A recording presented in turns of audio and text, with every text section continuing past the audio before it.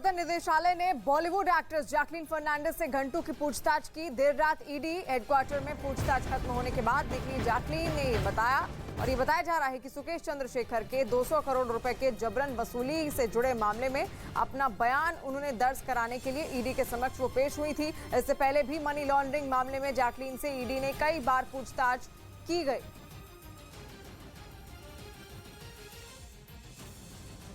और धार्मिक भावना भड़काने के आरोप में फैक्ट चेकर जुबैर को गिरफ्तार किया गया। फैक्ट चेकर मोहम्मद जुबैर को दिल्ली पुलिस की स्पेशल सेल ने गिरफ्तार किया। जुबैर पर धार्मिक भावनाएं भड़काने का आरोप एक दिन की पुलिस कस्टडी में भेजे गए। फर्जी दस्तावेज से साजिश करने के मामले में घिरी तीस्ता सीतलवाड़ के पुराने सहयोगी का बड़ा आरोप। रईस अहमद का बयान, कहा न्याय दिलाने के नाम पर पीड़ितों से उगाही करती थी तीस्ता सीतलवाड़। ये उनका एक तरह का तरीका था विक्टिमों को सामने लाना, और फिर लोग जो है वो पिछले रास्ते से उनको फंड दिया करते थे।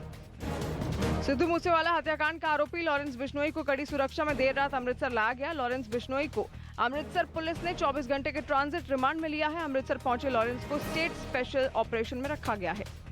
उधर नेपाल की राजधानी काठमांडू में गोलगप्पे की बिक्री पर बैन लगा दिया गया, यानी अब वहां गोलगप्पे नहीं बेचे जा सकेंगे। प्रशासन ने इसके लिए गोलगप्पे में इस्तेमाल किए जा रहे पानी को कसूरवार ठहराया,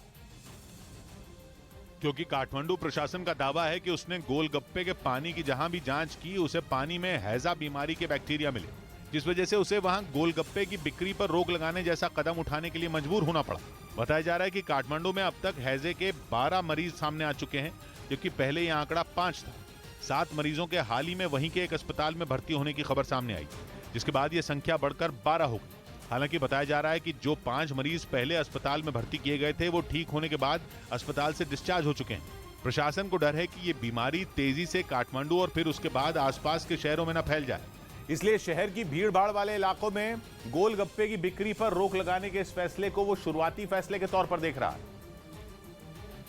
ताकि काठमांडू में हैजा फैलने के खतरे को बढ़ने से रोका जा सके। हालांकि भारत की ही तरह नेपाल में भी गोलगप्पे लोगों की पसंदीदा खाने की चीजों में शुमार है। ऐसे में वहां के लोगों में इस फैसले से मायूसी तो देखी गई, लेकिन प्रशासन के मुताबिक इस स्तर पर ऐसा करना जरूरी था ताकि हैजे को फैलने से रोका जा सके और नेपाल में हाहाकार न मच जाए, क्योंकि हैजा ऐसी बीमारी है जो इंसान के शरीर को बेहद कमजोर बना देती है और कई मामलों में यह बीमारी जानलेवा साबित हो सकती है, क्योंकि हैजा एक बैक्टीरिया के कारण होता है जो कि खाने या पानी के साथ शरीर में पहुंचता है। अमूमन गंदे पानी और खराब खाने की वजह से यह बीमारी फैलती है और इसके मरीज को उल्टी और दस्त की शिकायत होती है। यही नहीं, मरीजों के ब्लड प्रेशर पर भी असर हो सकता है। किसी का ब्लड प्रेशर अचानक लो तो किसी का अचानक हाई होने की शिकायत हो सकती है। हैजे की वजह से मांसपेशियों में दर्द और मरीज को घबराहट की शिकायत भी होती है। इसलिए इस तरह के लक्षण सामने आने पर नेपाल के स्वास्थ्य मंत्रालय ने लोगों से सतर्क रहने की अपील की। शिंदे समर्थकों ने संजय राउत को निशाने पर लिया। शिवसेना के बागी विधायक दीपक केसरकर ने बीजेपी से गठबंधन टूटने के लिए संजय राउत को जिम्मेदार ठहराया। वहीं मुंबई के पास ठाणे नगर निगम के सामने कुछ लोगों ने संजय राउत का पुतला जलाया। इन सबके बीच ईडी ने जमीन मामले में संजय राउत को सुबह पेश होने के समन्स भेजे, जिस पर संजय राउत ने अभी पेश नहीं होने की बात कही। मुझे पूरा अंदेशा था, मुझे और मेरे कोई साथी हुए उनको तकलीफ देगी।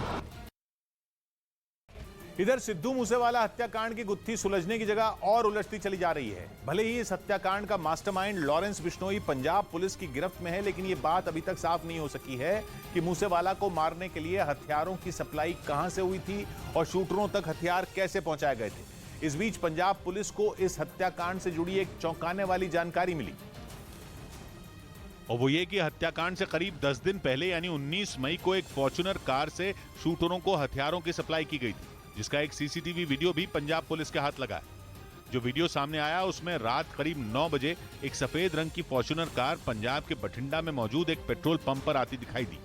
ये पेट्रोल पंप डबवाली बॉर्डर पर है, जो पंजाब और हरियाणा को जोड़ता है। सीसीटीवी में दिखाई दिया कि पेट्रोल पंप में घुसने के बाद तेल भरवाने के लिए वो कार कुछ देर के लिए वहां खड़ी रही। इसके बाद उसमें बैठे लोगों ने वहां मौजूद एक कर्मचारी को कार में तेल भरने का इशारा किया। देखने से ऐसा लगा जैसे उस कार में 4 लोग बैठे थे, 2 आगे और 2 पीछे। तेल भरवाने के बाद वो कार बड़ी तेजी से वहां से निकल गई। और अब पंजाब पुलिस कार में बैठे उन लोगों की तलाश में जुटी है।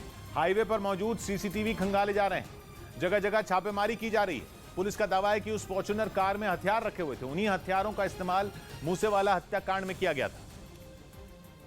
मतलब ये कि सिद्धू मूसेवाला की हत्या से 10 दिन पहले ही हत्याकांड को अंजाम देने के लिए शूटरों को हथियारों की सप्लाई कर दी गई थी। जो हथियार सिद्धू मूसेवाला की हत्या में इस्तेमाल किए गए थे, उन हथियारों को इसी फॉर्च्यूनर गाड़ी में सप्लाई किया गया था।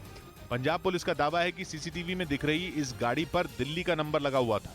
असल में इस कार की जानकारी पंजाब पुलिस को लॉरेंस बिश्नोई के जिगरी दोस्त बलदेव चौधरी से मिली, जिसे कुछ रोज पहले ही पंजाब पुलिस ने गिरफ्तार किया था। पुलिस को शक है कि हत्याकांड को अंजाम देने के लिए बलदेव ने भी शूटरों की मदद की थी। पुलिस की छानबीन के बाद ये बात सामने आई कि बलदेव चौधरी लॉरेंस के साथ चंडीगढ़ में पढ़ता था और लॉरेंस के गैंगस्टर बनने के बाद भी वो उसके साथ जुड़ा हुआ था। पुलिस सूत्रों के मुताबिक बलदेव लॉरेंस की मां को उससे मिलवाने जेल में भी लेकर जाता था। इसी कड़ी को जोड़ते हुए पंजाब की लुधियाना पुलिस ने बलदेव को गिरफ्तार कर लिया था और जांच के दौरान उसके पास से पुलिस को एक पिस्तौल भी बरामद हुई थी और दावा है कि वो पिस्तौल लॉरेंस के जरिए ही उसके पास आई थी। इसके बाद पुलिस ने उससे पूछताछ शुरू की, जिसके बाद पूछताछ के दौरान बलदेव ने पुलिस के सामने कई चौंकाने वाले राज उगल दिए। पंजाब पुलिस का दावा है कि पूछताछ के दौरान उसने बताया कि हत्याकांड से 10 दिन पहले 19 मई को दिल्ली नंबर की एक फॉर्च्यूनर कार के जरिए मूसेवाला को मारने वाले शूटरों तक हथियारों की सप्लाई की गई थी। उस रोज कार में बैठे लोगों ने पेट्रोल पंप पर करीब 2,500 रुपए का तेल भी भरवाया था। दिल्ली नंबर की ये गाड़ी बताई जा रही है। हालांकि उन्होंने इसी पेट्रोल पंप से 2510 रुपए का तेल भरवाया था।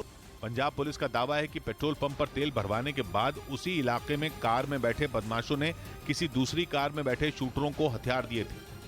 लेकिन उसके बाद से न तो कार का पता है और न ही कार में बैठे उन बदमाशों का। हालांकि बलदेव चौधरी से मिली इस जानकारी के बाद पंजाब पुलिस की एक टीम ने पेट्रोल पंप पर जाकर छानबीन भी की थी और ये पता लगाने की कोशिश की थी कि कार में कितने लोग सवार थे। इसके लिए पुलिस ने वहां काम करने वाले कुछ कर्मचारियों से भी पूछताछ की, लेकिन ये बात साफ नहीं हो सकी कि कार में कितने लोग थे और उसमें हथियार थे या नहीं। मुझे क्या पता किसी गाड़ी में क्या, उसने बोला तेल डाल दो, मैं तेल डाल दिया, उसने ऑनलाइन पेमेंट कर दी। इस दौरान पंजाब पुलिस ने पेट्रोल पंप के मालिक से भी पूछताछ की। पेट्रोल पंप के मालिक का कहना है कि 24 जून को पुलिस की टीम पेट्रोल पंप पर जांच के लिए पहुंची थी।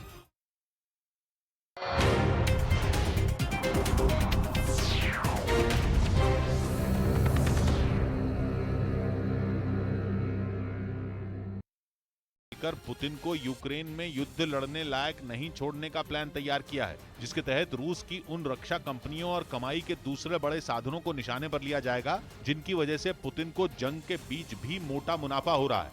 और रूस ने यह दलील भी दी कि वो अपनी करेंसी रूबल में कर्जदारों को भुगतान करने के लिए तैयार है, लेकिन नियम रूस को इसकी इजाजत नहीं देते।